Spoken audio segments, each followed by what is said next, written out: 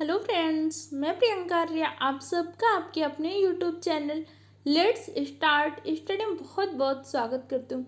आज मैं आप सबके लिए जीके जीएस के टॉप 20 मोस्ट इम्पॉर्टेंट क्वेश्चन लिखे हूँ। ये क्वेश्चन आपके एग्जाम के लिए बहुत ही हेल्पफुल होंगे। आज के इस वीडियो में हम टॉप 20 इंपॉर्टेंट क्वेश्चन डिस्कस करेंगे। उन क्वेश्चन से रिलेटेड एक्स्ट्रा फैक्ट जानेंगे जो आपके एग्जाम के लिए बहुत ही हेल्पफुल होंगे, इसलिए इस वीडियो को पूरा एंड तक देखिएगा। तो चलिए डिस्कस करते हैं आज का फर्स्ट क्वेश्चन। हमारे चैनल पे जीके जीएस के 1000 मोस्ट इंपॉर्टेंट क्वेश्चन की सीरीज चल रही है, जिसमें हमने 160 क्वेश्चन डिस्कस कर चुके हैं। अगर आपने अभी तक उन क्वेश्चंस को नहीं देखा तो हमारे चैनल के प्लेलिस्ट में जाइए, वहां से देख लीजिए। तो डिस्कस करते हैं आज का फर्स्ट क्वेश्चन। फर्स्ट क्वेश्चन करें कि पेशी में संकुचनशील प्रोटीन पाए जाते हैं। कौन से ऐसे आपकी पेशी होती है जिसमें आपके संकुचनशील प्रोटीन पाया जाता है? तो आपकी एक्टिन और मायोसिन प्रोटीन, ये दोनों ऐसी पेशी होती हैं जिसमें आपका संकुचनशील प्रोटीन पाया जाता है। इस क्वेश्चन का राइट आंसर ई है। अगर आपको इन क्वेश्चन के आंसर आ रहे हैं तो आंसर कमेंट बॉक्स में दीजिए, या फिर आपका स्कोर कितना रहे, टॉप 20 क्वेश्चन में आपके कितने क्वेश्चन सही हुए यह मैं कमेंट बॉक्स में बताइएगा। ये जितने भी क्वेश्चन है सारे क्वेश्चन एग्जाम ओरिएंटेड है, आपके एग्जाम पैटर्न को ध्यान में रख के डिजाइन किया गया है, इसलिए वीडियो को पूरा एंड तक देखिएगा और नोट जरूर बनाइएगा। कुनैन किस पेड़ की छाल से प्राप्त की जाती है? तो कुनैन एक प्रकार की औषधि है जिसका प्रयोग किया जाता है मलेरिया के उपचार में। इसको प्राप्त करते हैं सिंकोना पेड़ की छाल से। तो राइट आंसर है बी। इसके अलावा जैसे मलेरिया के बारे में कुछ इंपॉर्टेंट पॉइंट आपको पता होने चाहिए। मलेरिया में हम कुनैन का प्रयोग करते हैं। कुनैन को हम प्राप्त करते हैं सिंकोना पेड़ की छाल से। मलेरिया आपको मादा एनफ्लूएंजा मच्छर के काटने से होता है।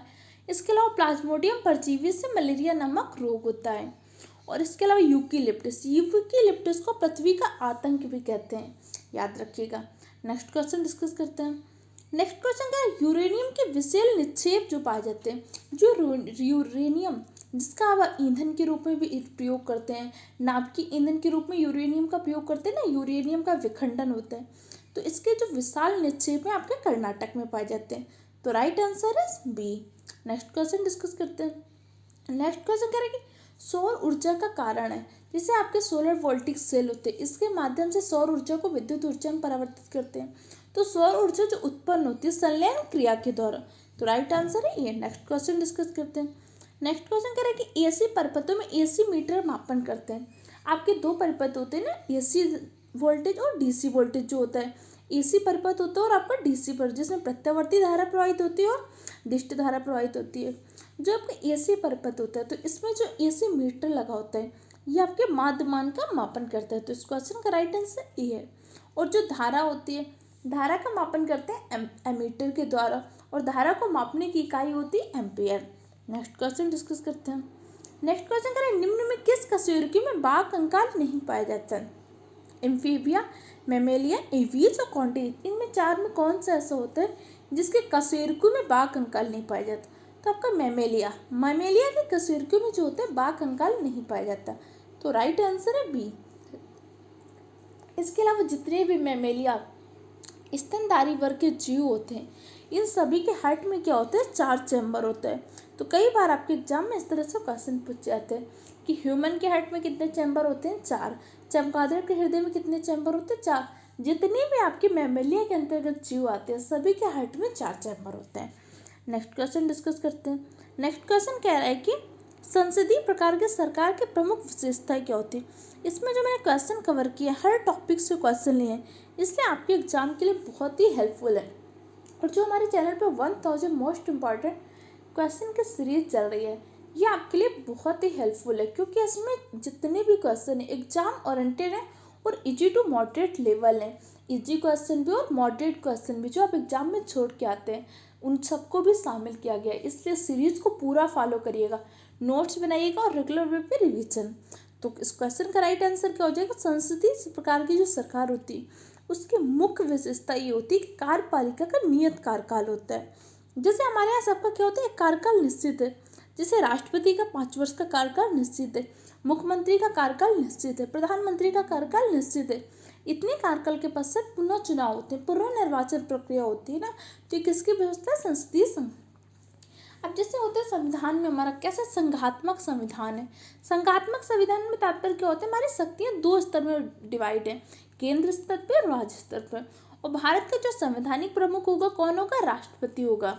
और राष्ट्रपति का पद कैसा होगा, राष्ट्रपति का पद निर्वाचन के आधार पर निर्धारित किया जाता है, ना कि वंशानुगत। जैसे आप ब्रिटेन वगैरह में देखें तो वहाँ पे जो होता है मुख्य क्राउन का पद होता है, कैसा होता है, वंशानुगत होता है कि पहले उनके पेरेंट्स, फिर उन्हीं के बच्चे, फिर उन्हीं के बच्चे, मतलब वहाँ पे वंशानुगत प्रोसेस चलती है। जबकि भारत में क्या होता है, वंशानुगत नहीं है, यहाँ पे क्या होता है, निर्वाचन होता है। और राष्ट्रपति का निर्वाचन किस पद्धति से होता है, तो राष्ट्रपति का निर्वाचन होता है एकल संक्रमणीय मत पद्धति से। जितने भी मैं इंपॉर्टेंट पॉइंट आपको बता रही हूँ इन सबको नोट करते जाइएगा, ये आपके एग्जाम के लिए बहुत ही हेल्पफुल है। नेक्स्ट क्वेश्चन डिस्कस करते हैं। नेक्स्ट क्वेश्चन कह रहे हैं कि अप्रत्याशित व्यय संसद के पूर्व अनुमोदन किस निधि से किया जाता है। जो अप्रत्याशित व्यय होता है, कई बार कुछ ऐसे खर्चे हो जाते हैं जिसका पहले से कोई निर्धारण नहीं होता कि इसका हमें व्यय करना है। जैसे संसद में बजट हर चीज़ का पारित होते हैं, इस मत पे इतना व्यय करना है, इस मत पे इतना व्यय करना है, इसमें इतना करना है, लेकिन कुछ ऐसे हो जाते हैं अप्रत्याशित व्यय, तो संसद के पूर्व अनुमोदन से, अब उसका संसद से पूर्व अनुमोदन नहीं होता तो उस व्यय को किस निधि से किया जाता है, तो ऐसे व्यय को हम करते हैं राजकोष से। तो इस क्वेश्चन का राइट आंसर क्या हो जाएगा, राजकोष से। जो व्यय पहले से अप्रत्याशित नहीं किए जाते, अप्रत्याशित व्यय होते हैं, उनका अगर हमें खर्च करना है तो वो हमें अनुमोदन मिलता है भारत के राजकोष से। तो राइट आंसर क्या है, डी। इसके अलावा जैसे भारत में क्या होता है कि राष्ट्रपति को वेतन किस निधि से देते हैं, तो राष्ट्रपति को वेतन किस निधि से देते हैं, इसका आंसर कमेंट बॉक्स में दीजिए। नेक्स्ट क्वेश्चन करें, आर्य पूर्वों के साथ अपने संघर्षों में सफल रहे क्यों।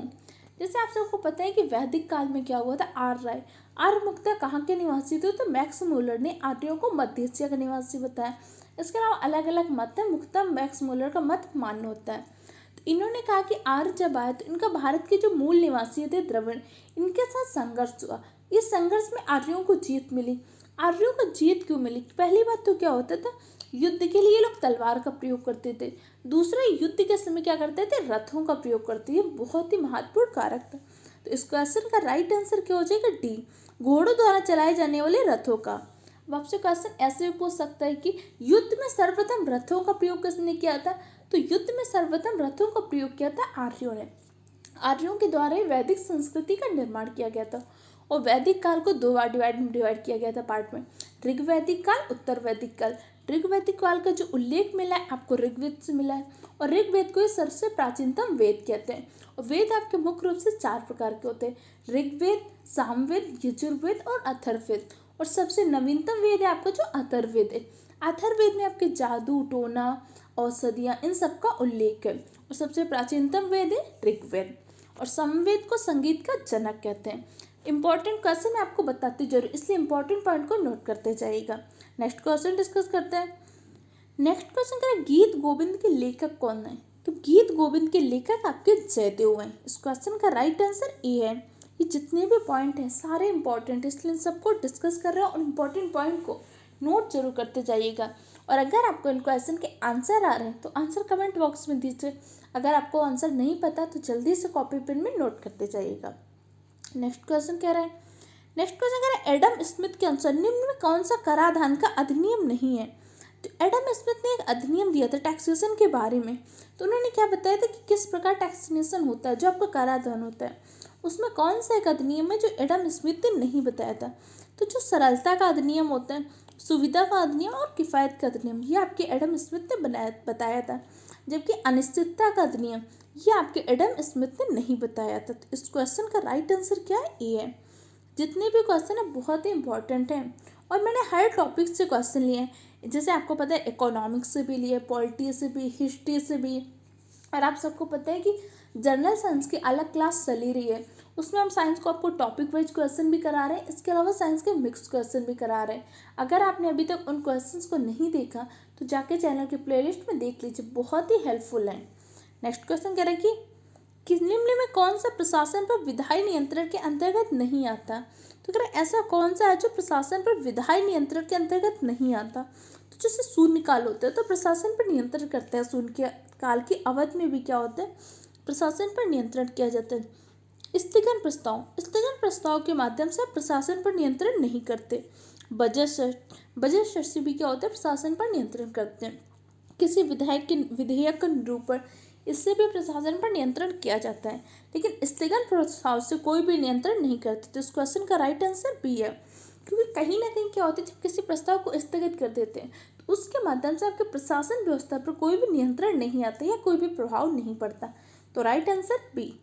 नेक्स्ट क्वेश्चन डिस्कस करते हैं।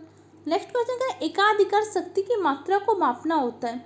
जो एकाधिकार शक्ति है इसकी अगर मात्रा को कैसे मापते हैं, तो एकाधिकार शक्ति की मात्रा को मापने के लिए सामान्य व अधिसामान्य दोनों प्रकार के लाभों का मापन करते हैं। तो इस क्वेश्चन का राइट आंसर सी है।